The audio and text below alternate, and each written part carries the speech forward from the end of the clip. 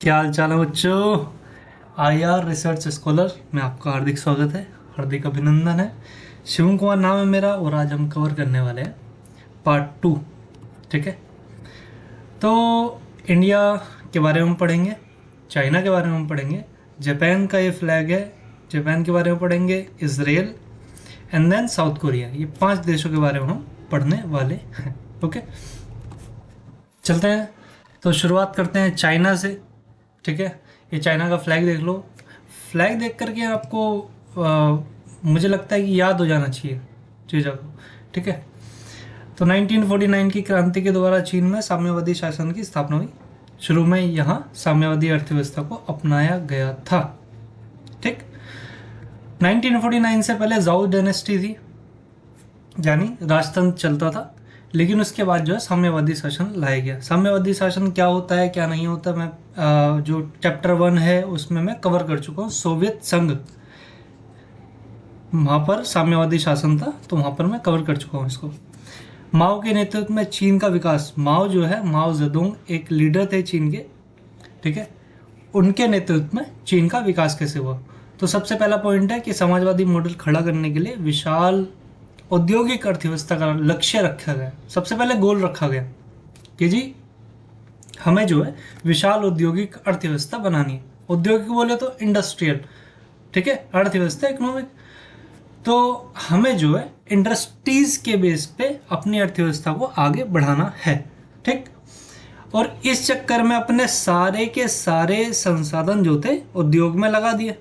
ठीक, second point देखते हैं। चीन अपने नागरिकों को रोजगार, स्वास्थ्य सुविधा और सामाजिक कल्याण योजनाओं का लाभ देने के लिए के मामले में विकसित देशों से भी आगे निकल गया। यानी उस समय, यानी माओ जेडोंग के नेतृत्व में चीन ने अपने नागरिकों को रोजगार भी बहुत अच्छा दिया, स्वास्थ्य सुविधाएं भी बहुत अच्छे दी और सामाजिक कल्याण योजनाएं भी अच्छी अच्छी दी। रोड, सड़क और भी जितनी भी ज़रूरतें होती है हमारी, वो सब उन्होंने पूरी करी माओ जेडोंग की सरकार ने।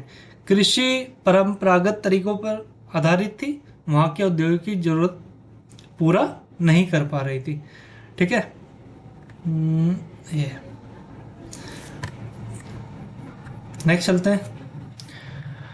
तो नेक्स्ट पॉइंट है, चीन ने 1972 में अमेरिका के साथ संबंध बना करके अपने राजनीतिक और आर्थिक एकांतवास को खत्म किया।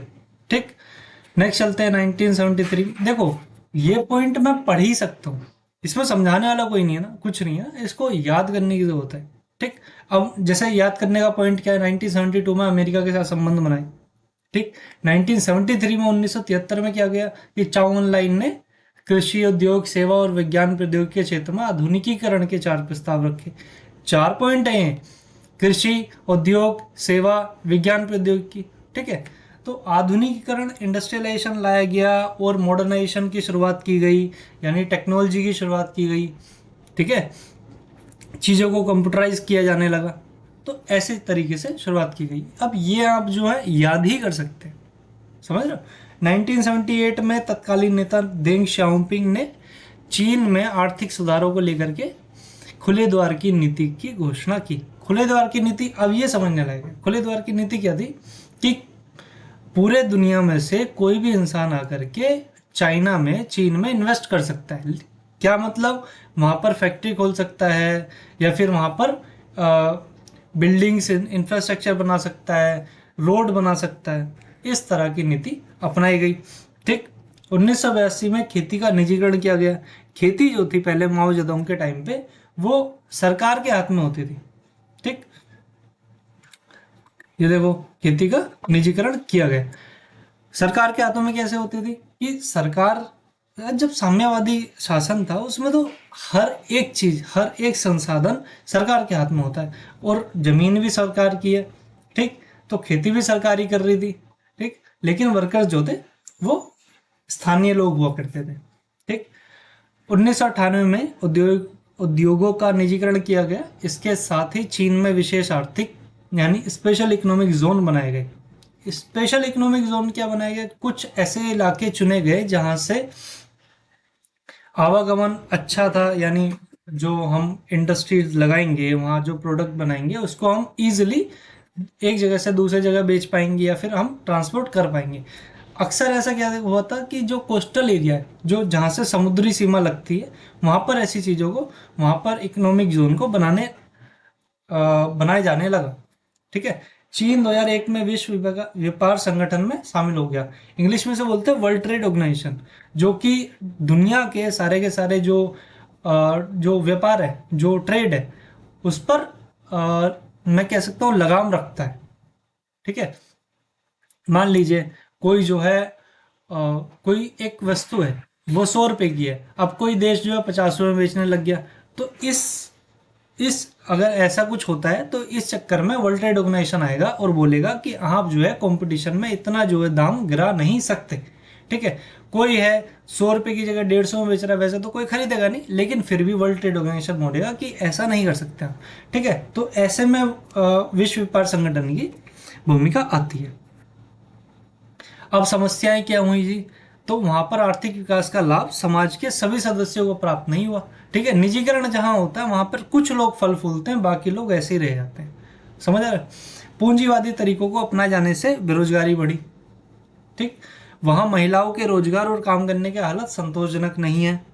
गांव व शहर के, देखो ये सब पॉइंट ना आपको समझने की जरूरत है, और आप पढ़ोगे तो इजीली समझ आ जाएगा। इन पॉइंट्स को दोबारा दोबारा पढ़ोगे तो इजीली समझ आएगा आपको। गांव व शहर के और तटीय व मुख्य भूमि पर रहने वाले लोगों के बीच में आय में अंतर बढ़ा। जैसे मैंने बताया ना, स्पेशल इकोनॉमिक जोन बनाए गए। कहाँ बनाए गए? तटीय जगह पर, यानी जहां पर समुद्र है। ठीक। क्योंकि वहां से ट्रेड करना इजी होता है बहुत ज़्यादा।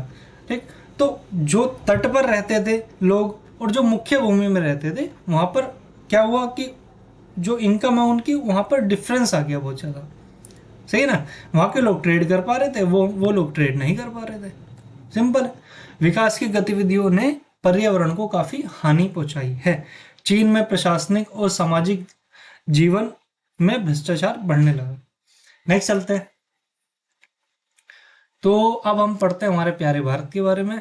ये हमारे प्यारे भारत का फ्लैग है, आप देख सकते हैं। मेक इन इंडिया का ये लोगो है, और ये जो हमारी परमाणु मिसाइल है। ठीक है।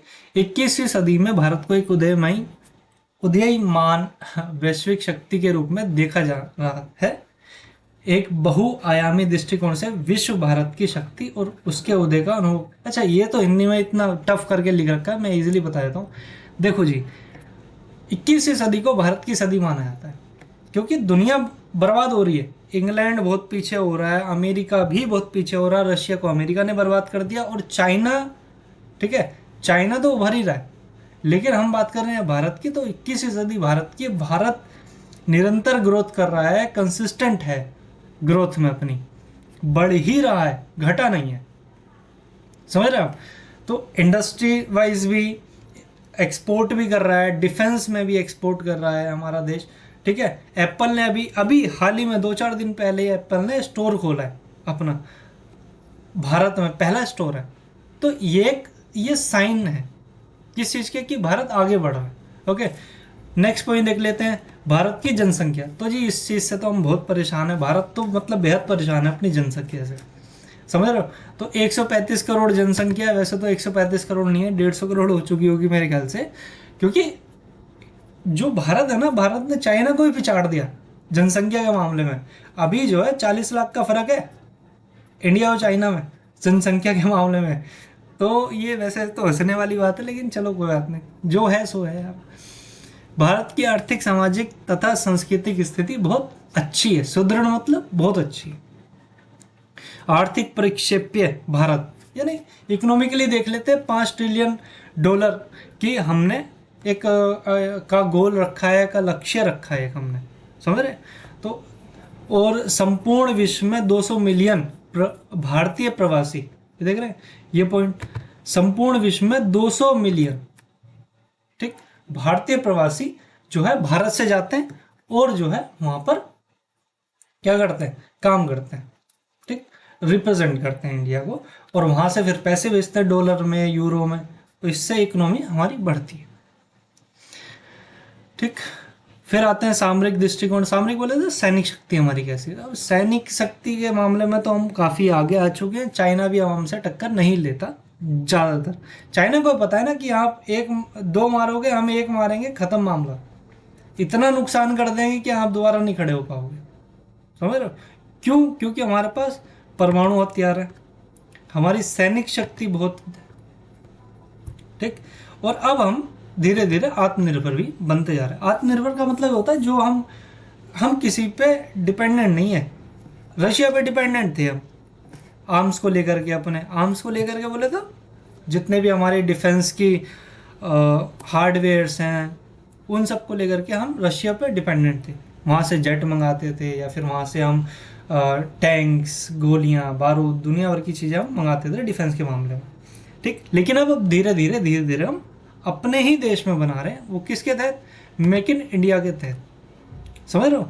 अब विज्ञान और प्रौद्योगिकी में क्या, तो विज्ञान और प्रौद्योगिकी में मेक इन इंडिया, इस एक चीज़ को आप याद रखना। मेक इन इंडिया की वजह से ये एक हमारा स्कीम है, योजना कह लो, हमारी सोच कह लो, हमारा इनिशिएटिव कह लो। भारत ने ये इनिशिएटिव लिया है किस चीज़ को? अपनी अर्थव्यवस्था को आत्मनिर्भर बनाने के लिए। यानी सुई बनेगी तो इंडिया बनेगी, जेट बनेगा तो इंडिया बनेगा। समझ रहे हो? अभी हम रोल्स रॉयस के साथ मिलकर के फाइटर जेट का इंजन बना रहे हैं, इतने हम आगे बढ़ चुके हैं, ठीक। ऐसी टेक्नोलॉजी मुश्किल से 6-7 देशों के पास है। उसमें से एक अमेरिका है, रशिया है, चाइना है। चाइना तो रशिया की कॉपी करता है। इंग्लैंड है, फ्रांस है। मतलब कुछ ही देश हैं जिनके पास फाइटर जेट का इंजन बनाने की टेक्नोलॉजी, और उनमें से अब भारत भी एक होगा। ओके, नेक्स्ट चलते हैं। चीन और भारत के संबंध, तो जी कभी हम दोस्त बन जाते हैं किसी किसी मामले में, किसी किसी मामले में तो हम दुश्मन रहते हैं, और ज़्यादातर मामलों में हम दुश्मन हैं, थे, रहेंगे, ठीक। 1950 में चीन द्वारा तिब्बत को हड़पने तथा भारत चीन सीमा पर बस्ती बनाने के फैसले से दोनों देशों के बीच में संबंध एकदम बिगड़ गए। देखो जी, ये जो आप देख रहे हो, ये जो सर्कल मैं बना रहा हूँ, ये जो इलाका है ना, रेड कलर का जो हो रखा है, इसे कहते हैं अरुणाचल प्रदेश, ठीक। और आप ये नीचे वाले मैप में आ जाओ, ये जो इलाका है, ये रेड कलर में, ये है अक्साई चीन। अब ये कश्मीर का इलाका था। 1962 में हमारा युद्ध हुआ उसके साथ, चाइना के साथ, तो अक्साई चीन जो है वो छीन लिया गया हमसे। यानी अक्साई चीन में अब चाइना का कब्जा है। ओके, वैसे तो लद्दाख को भी हड़पने की कोशिश की गई, अरुणाचल प्रदेश को भी हड़पने की कोशिश की गई, लेकिन हमने उस टाइम ठीक से रोक लिया। चीन द्वारा पाकिस्तान को मदद, तो जी चाइना और पाकिस्तान दोनों मतलब ठीक है, कोई बात नहीं, दोस्त हैं, क्या कर सकते हैं, है ना। दोनों तरफ से घिर गए हम। अब चीन भारत के परमाणु परीक्षणों का विरोध करता है। क्यों करता है? क्योंकि डर लगता है उसे, है ना। कौन चाहेगा कि आपका दुश्मन और मजबूत हो? तो चाइना तो कतई नहीं चाहेगा। समझ रहे हो? चाइना की हड़पने की नीति है ना, दूसरे की जमीन पर। चाइना एवन रशिया के साथ दोस्ती है चाइना की, लेकिन रशिया की भी जमीन को हम, चाइना बोलता है कि ये जमीन हमारी है। ऐसा कोई देश नहीं है चाइना के आसपास, चाहे आप कजाकिस्तान, किर्गिस्तान, तजिकिस्तान, पाकिस्तान भी ले लो, इंडिया ले लो, नेपाल ले लो, भूटान ले लो, म्यांमार, वियतनाम, लाओस, ये सब जो है, और इवन दो नॉर्थ कोरिया भी, ये सब देश जो है चाइना के साथ बाउंड्री शेयर करते हैं।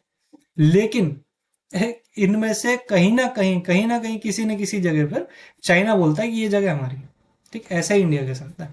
अब क्या हुआ, बांग्लादेश, म्यांमार के साथ चीन के सैनिक संबंधों को भारत हितों के खिलाफ माना जाता है, ठीक है।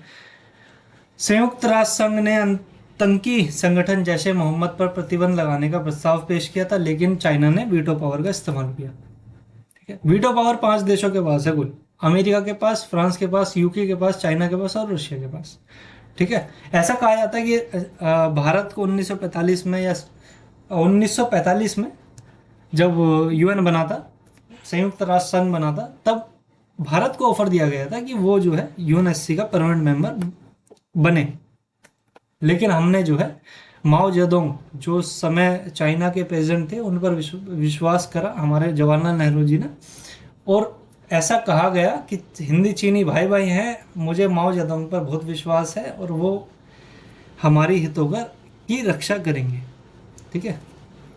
लेकिन अब उसका उल्टा हो रहा है, एहसान भूल गया चाइना। अब भारत ने मसूद अजहर, ये उल्टा लिख गया, सॉरी, भारत ने मसूद अजहर के आतंकवादी घोषित करने के लिए संयुक्त राष्ट्र में संघ में प्रस्ताव पेश किया, लेकिन चाइना ने यहाँ पर भी वीटो कर दिया। यानी देखो, जैसे मोहम्मद एक आतंकी संगठन है, इसको प्रतिबंध लगाने के लिए, बैन करने के लिए इंडिया ने बोला यूएन से, अब चाइना के पास पावर है, उसने वीटो कर दिया। मसूद अजहर सेम वही सीन हुआ, वीटो पावर का इस्तेमाल किया, चाइना ने बोला कि ये इसको हम आतंकवादी घोषित करने नहीं देंगे। सिंपल। चीन की महत्वाकांक्षी योजना one belt one road initiative PoK से होके गुजरती है, जो कि भारत को घेरने का एक प्रयास है। देखो यहाँ से ये जो मैप देख रहे हो ना, ये जो मैं लाइन बना रहा हूँ, यहाँ से होके गुजरती है एक रोड, ठीक है, यहाँ से गुजार के एक रोड बनाई जा रही है, जो कि चाइना को, ये जो चाइना है, ये रेड कलर में चाइना है, और ये जो पाकिस्तान है ग्रीन कलर में, यहाँ पे इसको रोड देती है, यानी इसको कनेक्ट करती है ये रोड, ठीक है। नेक्स्ट चलते हैं। ये जो है वन बेल्ट वन रोड, यानी चाइना चाहता है कि पूरे दुनिया में इस तरीके से इस तरीके से रोड बनाई जाए, या फिर सी रूट्स बनाए जाएं, पुल बनाए जाएं, ट्रेन के ट्रैक्स बिछाए जाएं, ताकि चाइना से दुनिया कनेक्ट हो सके और चाइना के प्रोडक्ट जो है पूरी दुनिया में जा सके, ठीक है। तो चीन की महत्वाकांक्षी योजना वन बेल्ट वन रोड, जो कि पीओके से होकर गुजरती है, उसे भारत को घेरने की रणनीति के तौर पर लिया जा रहा है। ओके। वर्ष 2017 में भूटान के भूभाग, परंतु भारत के लिए सामरिक रूप से अत्यंत महत्वपूर्ण ढोकलाम पर आधिपत्य को लेकर के, दावे को लेकर के दोनों देशों के बीच में लंबा विवाद चला। न्यूज़ में भी बहुत आया था तो ढोकलाम का इशू, ढोकलाम में भारत के सैनिक और चीन के सैनिक लड़ पड़े एक दूसरे पे गोली नहीं चला सकते वहाँ पे, मतलब वहाँ पर सीज फायर है, वहाँ पर आप गोली चला दी, मतलब आपने वॉर का इंडिकेशन दे दिया कि अब हम आप पे वॉर घोषित कर रहे हैं। वहाँ पे गोली नहीं चलाई जा सकती, तो क्या कर रहे थे वो, मैंने वीडियो देखी थी, वहाँ पे लट्ठों से यानी डंडों से एक दूसरे की कुटाई की जा रही थी, ठीक है। और भारत के सैनिकों ने क्या कूटा है, बढ़िया से, मज़ा आ गया देख करके वीडियो, आप भी देखना। तो ये जो मैंने गोला करा है, ये है ढोकला, ठीक। यहाँ पर वैसे तो छोटा सा इलाका है ये, लेकिन सिक्किम और भूटान के बीच में है, तो इस वजह से हम नहीं चाहते कि चाइना यहाँ पर कोई भी सैनिक वो अड्डा बनाए, इस वजह से हम चाइना को मना करते हैं, ठीक है। नेक्स्ट चलते हैं। चीन भारत के संबंध सहयोग का दौर, कि जी इतना बुरा सुन लिया, अब कुछ अच्छा बता दो, है ना, तो अच्छा बता देता हूँ। 1970 के दशक में चीन का नेतृत्व बदला और अब वैचारिक मुद्दों की जगह व्यवहारिक मुद्दे प्रमुख हो गए, ठीक, मतलब प्रैक्टिकल बात होने लगी कि जी अब कब तक दुश्मन रहोगे आप हमारे, बताओ, है ना, कुछ तो बात की जाए ना। तो 1988 में हमारे जो प्रधानमंत्री थे राजीव गांधी ने चीन की यात्रा की, जिसके बाद सीमा विवाद पर यथास्थिति बनाए रखने की पहल की गई। यानी सीमा विवाद चल रहा था, हमने बोला, यानी ये हमारे प्रधानमंत्री हैं राजीव गांधी जी, इन्होंने कहा कि जी आप जहाँ पे हो वहाँ बैठे रहो, हम जहाँ पे हैं वहाँ बैठे रहेंगे, आप ना इधर आओगे हम ना उधर जाएंगे, बात खत्म हो गई, ठीक है। दोनों देशों ने, आगे बढ़ते हैं, दोनों देशों ने सांस्कृतिक आदान प्रदान, विज्ञान तकनीकी के क्षेत्र में परस्पर सहयोग किया और व्यापार के लिए सीमा पर 4 पोस्ट खोलने हेतु समझौते किए गए, ठीक। उधर से ट्रक भेजो, हम आपका चेक करेंगे और आपको आगे भेज देंगे आपका सामान, और हमारा सामान आप आगे भेज दो, बात खत्म। 1999 के द्विपक्षीय व्यापार 30% सालाना के दर से बढ़ रहा था, ठीक है। ऊर्जा सौदा हासिल करने के मामले में भी दोनों देश सहयोग। कुल मिला के बात यह है कि जी अब जो है व्यापार होने लग गया, और 30% की दर से बढ़ रहा था हर साल, समझ रहे हो।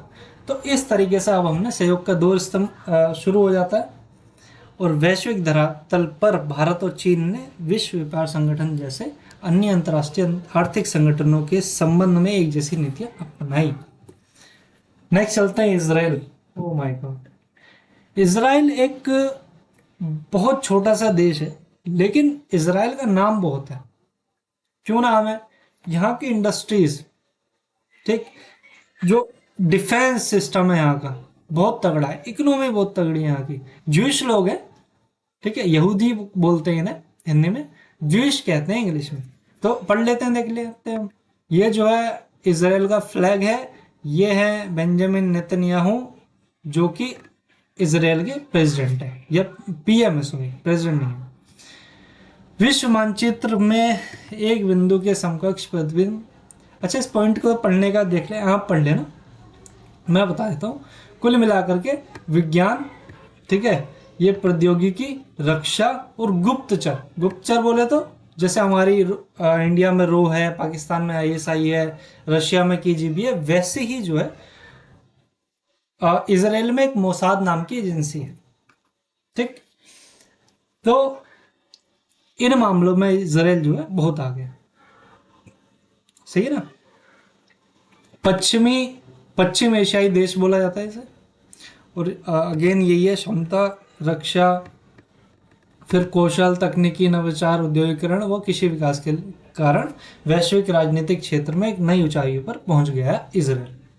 ओके, एक सूक्ष्म यहूदी देश है, सूक्ष्म छोटा सा। अभी मैं आपको ये जो है आप जो देख रहे हैं, ये है इसराइल का टोटल मैप, ठीक। ये जो है, ये इलाका पैलेस्टीन का है, ये इलाका भी पैलेस्टीन का है। बाकी जो ऑरेंज कलर में आप देख रहे हो, ये इलाका है इसराइल का, ठीक है। और ये जो ऊपर वाला इलाका है, ये भी इसराइल का है, ठीक। बहुत छोटा सा देश है वैसे तो, लेकिन एक नंबर की चीजें मिलती हैं यहाँ पे। मान लीजिए, देखिए आप, साइंस के मामले में इसराइल बहुत आगे, इंडस्ट्रीज के मामले में बहुत आगे। और ये मोसाद का एक साइन है, इसे मोसाद का एक साइन कहते हैं। ये लोगो है, मोसाद वहाँ की एक खुफिया एजेंसी है जो कि बहुत आगे है, ठीक। ये पॉइंट पढ़ लेना आप। इसराइल की मजबूत अर्थव्यवस्था है, विज्ञान प्रौद्योगिकी में आगे है, रक्षा और गुप्तचर के मामले में अग्रणी है, और तकनीकी क्षेत्र में नवाचार है, औद्योगिकरण और कृषि विकास में भी आगे है, ठीक है। नेक्स्ट चलते हैं, जापान के बारे में हम पढ़ते हैं। वैसे तो कहने को तो जापान हमसे बहुत दूर है, लेकिन जैसे हम चाइना से परेशान है ना, जापान भी सेम चाइना से ऐसे ही परेशान है। हम भी चाइना और पाकिस्तान से परेशान है, और उधर जापान जो है नॉर्थ कोरिया और चाइना से परेशान है, समझ रहे। तो हम थोड़े बहुत सिमिलर हैं एक दूसरे के मामलों में। जापान के बारे में पढ़ते हैं। ये जापान का फ्लैग है, ठीक है। ये फूमियो किशिदा है जो कि जापान के अभी प्राइम मिनिस्टर है। और यहाँ पर आप देख रहे हैं, ये है जापान का मैप। आइलैंड ही आइलैंड है टोटल यहाँ पे, ठीक है। जापान के पास प्राकृतिक संसाधन कम है, कच्चा माल जो है आयात करता है, लेकिन यहाँ पे इंडस्ट्रीज बहुत तगड़ी है। इसके बावजूद दूसरे विश्व युद्ध के बाद जापान ने बड़ी तेजी से प्रगति की। दूसरे विश्व युद्ध में आपने देखा होगा कि सेकेंड वर्ल्ड वॉर के टाइम पे अमेरिका ने जापान पर हमला कर दिया था, है ना। हिरोशिमा नागासाकी पर फैटमैन लिटिल बॉय के परमाणु बम डाल दिए गए थे, ठीक। तो इस तरीके से, जैसे मैं आपको बता देता हूँ कहाँ पर है, फुकुशिमा नागासाकी है ना, हिरोशिमा येरा, और नागासाकी भी येरा नागासाकी, ठीक है। आगे बढ़ते हैं। तो जापान 1964 में आर्थिक सहयोग संगठन, विकास संगठन, organisation for economic cooperation and development, OECD का सदस्य बना। आपको ये याद रखना है किस सन में बना, ठीक है। आप इसके बारे में आगे जाकर के, अगर आप पॉलिटिकल साइंस पढ़ते हैं मेरी तरह, तो आगे जाकर के आप बहुत पढ़ेंगे इसके बारे में, ठीक है। एक ऑर्गेनाइजेशन है इकोनॉमिक कोऑपरेशन और डेवलपमेंट के लिए, ठीक है। 2017 में जापान की अर्थव्यवस्था विश्व की तीसरी सबसे बड़ी अर्थव्यवस्था है, ठीक है। एशिया के देशों में अकेला जापान है जो G7 के समूह में शामिल है। G7, ये सारे के सारे देश G7 के हैं, ठीक है। और आबादी के लिहाज में जापान का स्थान 11वां है। परमाणु बम की विभीषिका झेलने वाला एकमात्र देश है, यानी सिर्फ पूरी दुनिया में एक ऐसा देश है जिस पर न्यूक्लियर बम से हमला किया गया था। वो न्यूक्लियर नहीं था, एटम बम थी। जापान संयुक्त राष्ट्र संघ के बजट में 10% का योगदान देता है। ये संयुक्त राष्ट्र संघ का फ्लैग है, ठीक है। संयुक्त राष्ट्र संघ के बजट में अंशदान करने के लिहाज से जापान दूसरा सबसे बड़ा देश है, ठीक। 1951 में जापान का अमेरिका के साथ सुरक्षा गठबंधन है। सुरक्षा गठबंधन बोले तो हम अमेरिका ने ही जापान को बर्बाद किया था, ठीक है, परमाणु बम डाल करके। लेकिन अब अमेरिका ही जापान की सुरक्षा करता है, यानी जापान के पास खुद की कोई आर्मी इतनी बड़ी नहीं है, लेकिन जापान पर अगर हमला होता है अमेरिका बोलता है कि हम आपका डिफेंस करेंगे। चाइना से आपको बचाएंगे, नॉर्थ कोरिया से आपको बचाएंगे, और बाकी से अगर कोई देश आप पर हमला करता है तो हम आपको उससे बचाने की कोशिश करेंगे। कोशिश क्या, बचाएंगे, ठीक। बाकी आप पॉइंट पढ़ लेना है। नेक्स्ट चलते हैं दक्षिण कोरिया की तरफ। ये दक्षिण कोरिया का फ्लैग है, लेकिन ये जो इंसान है ये नॉर्थ कोरिया का है, ठीक है। किम जोंग उन बोला जाता है ना, ठीक है। नॉर्थ कोरिया के तानाशाह, इकलौता ऐसा इंसान है जो कि तानाशाह है, अभी अकेला तानाशाह बचा है। वरना तो लीबिया के जो मोहम्मद गद्दाफी था, इराक का नाम बोल रहा हूँ मैं उनका, एक थे, ठीक है, और इदी आमीन थे, ठीक। रशिया में स्टालिन थे, जर्मनी में हिटलर थे, तो ये तानाशाह हुए थे, डिक्टेटरशिप आ गई थी, ठीक। उनमें से एक ही है। नो, साउथ कोरिया के बारे में पढ़ते हैं। वो साउथ कोरिया को बेसिकली क्या बोलते हैं, रिपब्लिक ऑफ कोरिया भी बोलते हैं। लेकिन नॉर्थ कोरिया जो उत्तरी कोरिया है उसको देखो क्या बोलते हैं, democratic people's republic of Korea. Democracy नाम की कोई चीज़ नहीं है यहाँ पे, लेकिन इसको बोलते हैं democratic people's republic of Korea. समझ, 38 समानांतर के साथ विभाजित है। इसका एक मैप देखना, आप देखोगे 38 पॉइंट पे काटे हुए देश दोनों, ओके।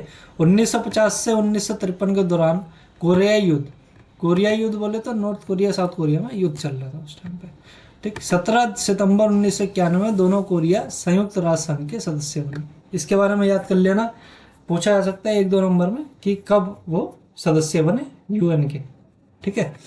नेक्स्ट पॉइंट चलते हैं 1960 के दशक से 1980 के दशक के बीच इसका आर्थिक शक्ति के रूप में तेजी से विकास हुआ। किसका, साउथ कोरिया का, जिसे हान नदी पर चमत्कार कहा जाता है। हान नदी बेसिकली वहाँ पे नदी है एक, ठीक है, उसको कहते हैं कि हान नदी पर चमत्कार कहा जाता है, ठीक है। दक्षिण कोरिया 1996 में ओईसीडी का सदस्य बनता है। ओईसीडी बोले तो जैसे जापान बना था वैसे ही अब साउथ कोरिया भी ओईसीडी का मेंबर बन चुका है, ठीक। 1996 में 2017 में इसकी जो अर्थव्यवस्था थी दुनिया की 11वीं सबसे बड़ी अर्थव्यवस्था थी, और सैनिक खर्चे के मामले में ये दुनिया का 10वां स्थान रखता है। नेक्स्ट चलते हैं। अच्छा, आपको ये बता देता हूँ कि हम जो LG का फ्रिज, LG का टीवी, कभी कभी LG के फ़ोन भी आते थे, ये LG का जो ब्रांड है ये जो है साउथ कोरिया का है। सैमसंग गैलेक्सी ये सब जो है सैमसंग के फ्रिज आते हैं, टीवी आते हैं, फ़ोन्स आते हैं, ये सब जो है ये साउथ कोरिया से आता है। हुंडई एक कार मैन्युफैक्चरिंग कंपनी है। ये जो लोगो देख रहे हैं ये 2 लोग एक दूसरे से हाथ मिला रहे हैं, लेकिन इसको इस तरीके से मोल्ड कर दिया है।